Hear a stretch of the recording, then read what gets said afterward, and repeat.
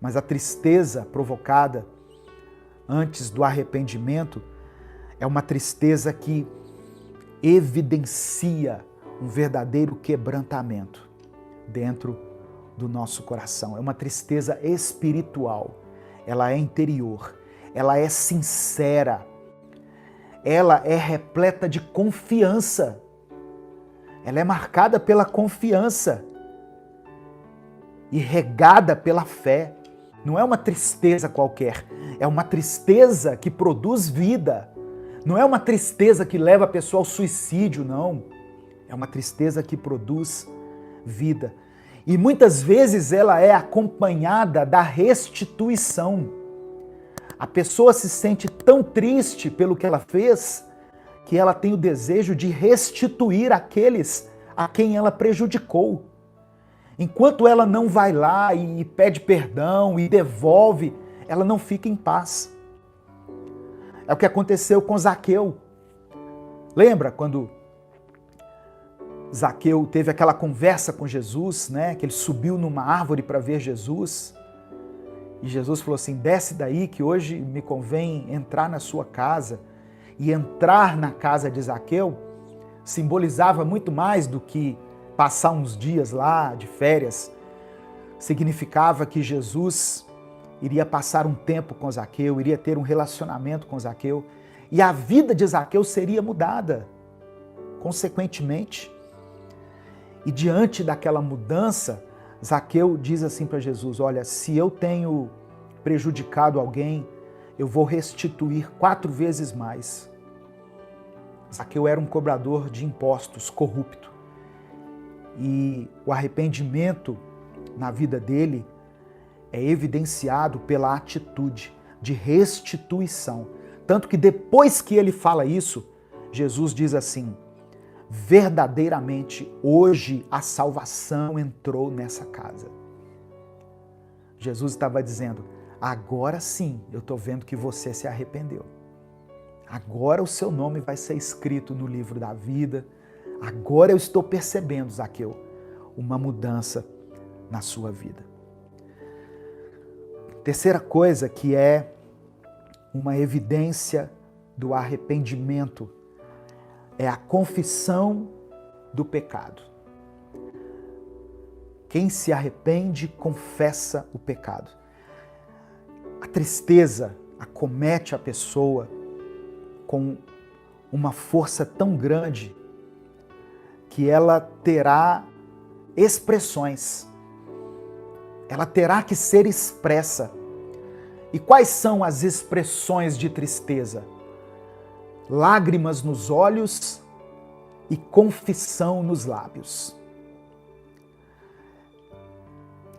Em Neemias, capítulo 9, versículo 2, diz assim, os da linhagem de Israel puseram-se em pé e fizeram confissão dos seus pecados. E essa confissão que precede o arrependimento, ela é autoacusadora. Tem gente que vai confessar um pecado, né? Tem gente que vai pedir perdão, por exemplo, lá na frente da igreja.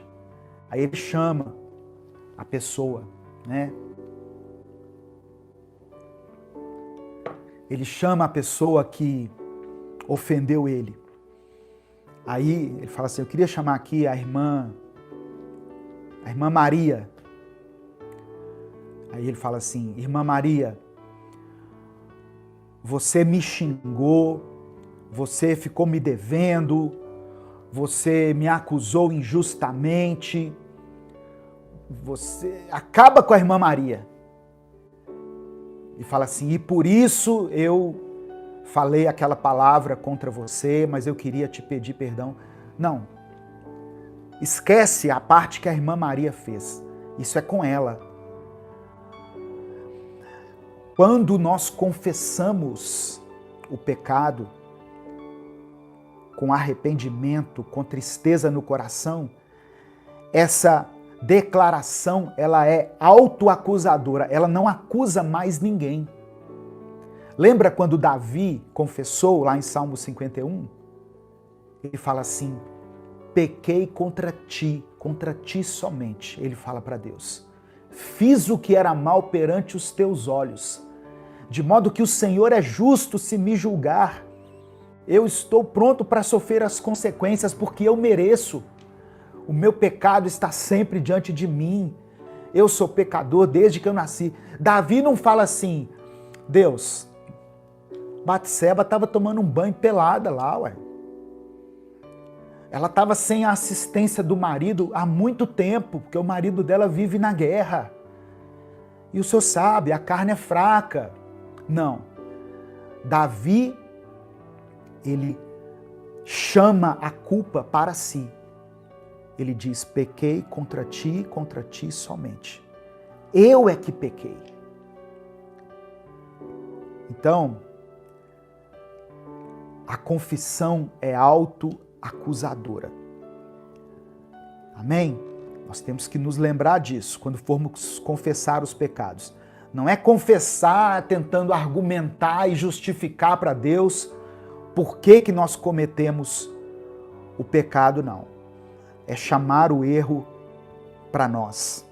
É bater no peito e falar: eu pequei contra ti somente. Nenhuma circunstância justifica o meu pecado. Nada do que eu passei justifica aquilo que eu fiz. Não é por causa da minha esposa, do meu marido, do meu patrão, do meu trabalho. A minha condição financeira não justificaria eu ter roubado aquilo, eu ter pegado aquilo que não é meu. E outra coisa, especifique o pecado. Confesse o pecado, declarando ele um a um. Isso é uma característica do arrependimento. Porque às vezes a gente está tão constrangido diante de Deus que a gente chega para ele e fala assim: Senhor, perdoa os meus pecados. Aí o Espírito Santo vai perguntar assim: mas quais pecados? Quando você fala quais são os pecados, você está mostrando, você está voltando lá naquele primeiro ponto que eu falei, da conscientização do pecado. Olha, me perdoe porque eu me envolvi com a pornografia, me perdoe porque eu menti, eu espalhei uma notícia aí que na verdade era uma fake news, e eu sabia que era fake news, mas eu espalhei esse negócio aí para tudo quanto é lado. Dê nome ao seu pecado. Amém? Eu estou falando sobre características que precedem o verdadeiro arrependimento. A quarta coisa, a vergonha pelo pecado. O quarto componente, que constitui o arrependimento é a vergonha. Ezequiel, capítulo 43, versículo 10, diz assim: para que se envergonhe das suas iniquidades. A vergonha significa que está sendo produzida em você virtude. Quando você sente vergonha pelo seu pecado, significa que está sendo produzida virtude dentro de você. Então, o filho pródigo, vou voltar aqui no exemplo do filho pródigo. Ele voltou para casa, mas ele não voltou de uma forma arrogante. Ele voltou arrependido, envergonhado. E as palavras dele evidenciam essa vergonha. Ele diz: Pai, eu pequei contra o céu, pequei contra o Senhor. Eu não sou digno de ser chamado mais seu filho. Eu tenho vergonha de ser chamado seu filho, porque eu não sou digno disso. Eu estou voltando aqui envergonhado pelo que eu fiz. Eu peço que, por misericórdia, o Senhor me receba como um empregado. Eu não quero mais Eu não me vejo no direito de fazer parte dessa família. Mas eu peço que o Senhor me receba como um dos seus empregados. Então, o arrependimento, ele causa esse acanhamento santo. É isso, essa é uma das características. E para a gente encerrar aqui, o arrependimento, ele faz com que a gente se converta. O que é uma conversão? Você está indo em uma direção e de repente você faz um giro de 180 graus e passa a ir em uma direção oposta. Significa abandonar o pecado. Então, é como se você lançasse para longe de você esse pecado. Você decidisse no seu coração não tomar parte mais nisso. Isso é uma característica do arrependimento.